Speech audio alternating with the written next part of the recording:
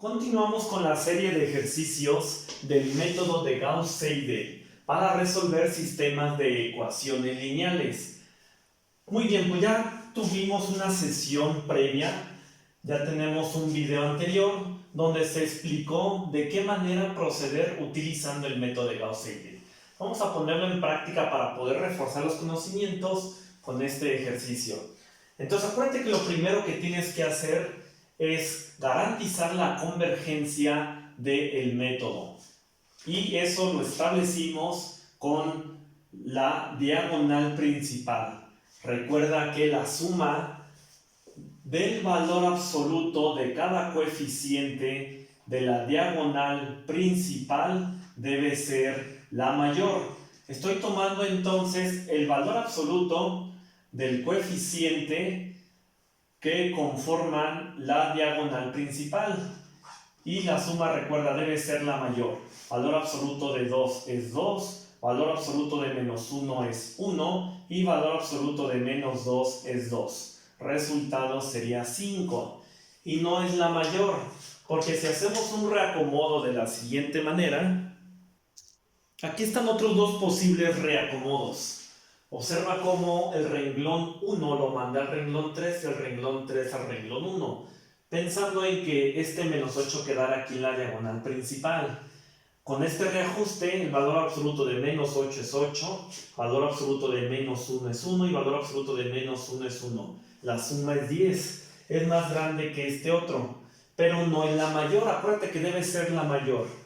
¿Cuál es la que nos da la suma mayor? Es este reajuste que hicimos, donde el renglón 3 se fue al renglón 1 y el renglón 1 se fue al renglón 2 y el renglón 2 se fue al renglón 3. Porque si tú observas en esta diagonal, el valor absoluto de menos 8 es 8, más el valor absoluto de menos 6 es 6, más el valor absoluto de 7 es 7, dando como resultado en esta ocasión 21.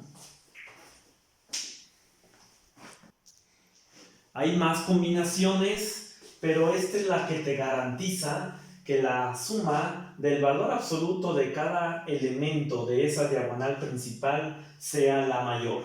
Otra estrategia, otra forma es buscar que el elemento sea el dominante, hablando del renglón y de la columna. Observa cómo este elemento es el dominante, es el mayor de la columna y el mayor de este renglón. Lo mismo sucede aquí. Este elemento es dominante, es el mayor de este renglón y de esta columna. Y lo mismo sucede con este otro. Este número es el dominante, es el mayor de esta columna y es el número mayor de este renglón, hablando en valor absoluto. Entonces esta es la que te garantiza que de esa forma va a converger utilizando el método de Gauss-Seidel. Entonces esta es con la que vamos a trabajar. Esto es lo que te quería mostrar, es lo que te hablaba en el primer ejercicio. En el primer ejercicio no hubo la necesidad de hacer un reajuste de este tipo. Ya directamente, como se proporcionaba, se garantizaba la convergencia. Pero bueno, tú ya observaste cómo haciendo reajustes, movimientos, hasta que encuentres la suma del valor absoluto de los coeficientes que sea la mayor. Bueno, entonces trabajemos con esta y pongamos en práctica de nueva cuenta el método. Bueno, pues aquí estamos mostrando ya el sistema reacomodado, de manera que la suma del valor absoluto de cada coeficiente es la mayor. Entonces, como te había dicho, ahora sí, vámonos al método de Gauss-Seidel, que consiste en despejar x1 de la primera ecuación. Si despejamos x1 quedaría de esta manera, quedaría x1 igual a menos 20, aquí sería menos 20, menos x2, está sumando, pasa restando, más 2x3, está restando, pasa sumando, entre o menos 8. Y si de la ecuación número 2 despejamos x2, quedaría de la siguiente manera, menos 38, sería menos 38. Este que está sumando pasa restando. Este que está restando la x3 pasaría sumando. Entre menos 6 está multiplicando, pasa dividiendo. Y si de la ecuación número 3 despejamos x3, quedaría el siguiente despeje, menos 34. Este que está restando pasa sumando, más 3x1. Y este que está restando pasaría sumando, más x2. Y el 7 que está multiplicando pasa dividiendo. Y entonces estos son los despejes con los que vamos a trabajar en cada iteración. Primera iteración. En la primera iteración vamos a hacer que la x2 y la x3 valgan 0. Y entonces si la x2 y la x3 valen 0, nos va a quedar x1 igual a menos 20 entre menos 8. ¿Por qué? Porque al hacer la x2 y la x3 0, se va a eliminar esta parte de aquí que tiene x2 y esta parte de aquí de x3 que valen 0. Quedando solamente menos 20 entre menos 8. Calculadora, y el resultado es menos entre menos más, le sacamos cuarta a los dos, quedaría 5 medios, que equivale a 2.5. Como es una cantidad pequeña, no es necesario que la guardemos en las memorias de la calculadora. Vámonos por x2. Y x2 es igual, nos vamos al despeje que dice menos 38 menos 2 por la x1 anterior, y la x1 anterior es el de ahorita, el 5 medios, el 2.5, más la x3 que vale, dijimos, 0, entre menos 6. Calculadora, y el resultado es 43 sextos, que equivale a 7.16 en decimal, que lo podemos dejar como 43 sextos o ya guardarlo en la calculadora con la letra A. Para guardarlo en la calculadora con la letra A, te lo voy a volver a recordar, te lo había mencionado en videos anteriores, es aplanar la tecla Stop y luego ya la letra en la cual deseas guardarlo, lo voy a guardar en la letra A. Y ahí está, la calculadora lo guarda en la memoria con la letra A.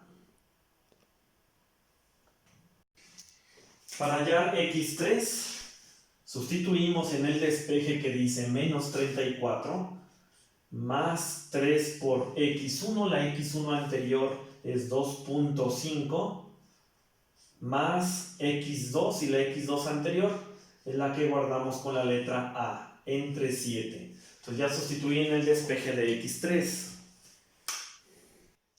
Quedando como resultado menos 58 veintiunavos, que equivale a menos 2.76, que lo podemos usar como fracción, menos 58 veintiunavos, o guardarlo con la letra B. Esos son los resultados de la primera iteración. Vámonos a la segunda iteración. Vamos a ponerla acá del lado derecho. Y entonces lo indicamos segunda iteración. Así, de esta manera. Sustituimos, quedando lo siguiente. Con las fórmulas despejadas, x1 igual a menos 20 menos la x2 anterior, y la x2 anterior es la de la letra A, más 2 por x3, y la x3 anterior la que guardamos con la letra B, entre menos 8. Ahí está ya sustituido en la x1 que habíamos despejado. Y el resultado de x1 es 4.086, lo guardamos en la calculadora con la letra C. Vámonos por x2. Y para obtener x2 de la segunda iteración es menos 38 menos 2 por x1, y la x1 anterior es esta, la de la letra C, más x3, la x3 anterior es esta, la de la letra B, entre menos 6. Calculadora, y quedaría x2 igual a 8.1557. Lo guardamos con la letra D. Vámonos por x3. x3 igual a, sustituimos, y es menos 34 más 3 por la x1 anterior, que la guardamos con la letra C, más x2, la x2 anterior, que la guardamos con la letra D, entre 7. Y el resultado es... Y entonces el resultado de x3 es menos 1.94. Lo guardamos con la letra E. Vámonos a la tercera iteración. Vamos a poner aquí en este espacio, tercera iteración. Continuamos con la misma estrategia, la misma secuencia de iteraciones del procedimiento. Entonces, x1 de la tercera iteración es menos 20 menos x2, que es la x2 anterior, la guardamos con la letra D, más 2 por la x3 anterior la guardamos con la letra E, entre menos 8. Resultado de x1 es, quedando como resultado 4.004 la x1, la cual la guardamos en la calculadora, en las memorias, con la letra F. Si procedemos de la misma manera, si sustituimos en x2, quedaría menos 38, menos 2 por x1, la x1 anterior que es F, más la x3 anterior que es E, entre menos 6, quedando 7.99. Lo guardamos en la memoria con la letra X. Y finalmente la x3 de la tercera iteración es menos 34 más 3 por la x1 anterior que es F, más la x2 anterior y la x2 anterior que la guardamos con la letra X, entre 7, quedando menos 1.99, la cual la guardamos en la calculadora con la letra Y. Bueno, ya son 3 iteraciones y de nueva cuenta creo que ya no es necesario continuar iterando, porque si tú observas los resultados, en la primera iteración x1 nos dio 2.5, después un cambio abrupto de 4.086, pero en la tercera iteración tú te das cuenta que se conserva la primera cifra decimal, ya nada más varían las otras cifras posteriores, lo cual nos indica que aquí ya podemos intuir que el resultado de x1 converge a 4. Este resultado cada vez más se va acercando al 4. Mientras que en x2, 7.16, primera iteración, 8.15 y después 7.99. Podemos intuir que converge a 8. Tercera iteración, x3, empieza en menos 2.7, menos 1.94, menos 1.9999. Podemos intuir que converge a menos 2. Y entonces ahí está el resultado. Por eso digo que con esto, con la tercera iteración ya sería suficiente. Podemos ya intuir esos resultados.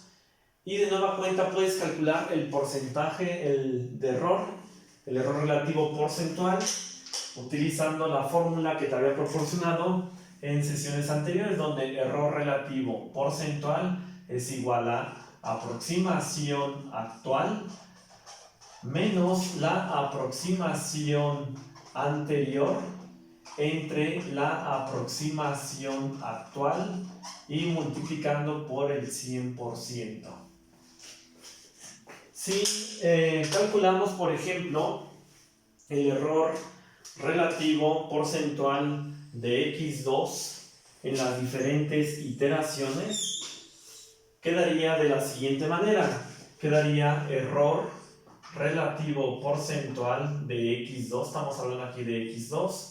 En la segunda iteración sería aproximación actual, que le llamamos d a la aproximación actual ahí, menos la anterior. La anterior es aquí sería menos a entre la actual, que es d, y por 100. Multiplicamos por 100 y el error relativo porcentual es del 12.12% para la segunda aproximación del error relativo porcentual de x2. Si nos vamos al error relativo porcentual de x2 en la tercera aproximación, aquí vamos a indicar la tercera aproximación, estamos de nueva cuenta con x2, sería error relativo porcentual es igual a aproximación actual, que se le llamó x, menos la anterior, que se le llamó d, entre la actual, que es x, multiplicado por el 100%, quedaría 2.05%. Y como el error ya disminuyó significativamente, fue por lo que decidimos parar en la tercera iteración, además de que observamos que ya no había mucha diferencia entre un resultado y otro. Si quieres una aproximación más cercana al resultado exacto, pues entonces haríamos una cuarta iteración y verías cómo los errores disminuirían. Entonces acuérdate que con este ejemplo, con este ejercicio, pudiste observar cómo asegurarte tú al inicio de que el método convergiera, haciendo por ahí algunos ajustes de manera que la diagonal principal, la suma del valor absoluto de los coeficientes, sea la mayor, es lo primero. Y después, bueno, haciendo los despejes correctos, adecuados y con las iteraciones correspondientes y guardando esos resultados de manera adecuada en las memorias de la calculadora, tú puedes ir observando hacia dónde converge e intuir el resultado final. Bueno, ahí está otro ejercicio más. Entonces con esto creo que ya es suficiente para que tú comiences a trabajar.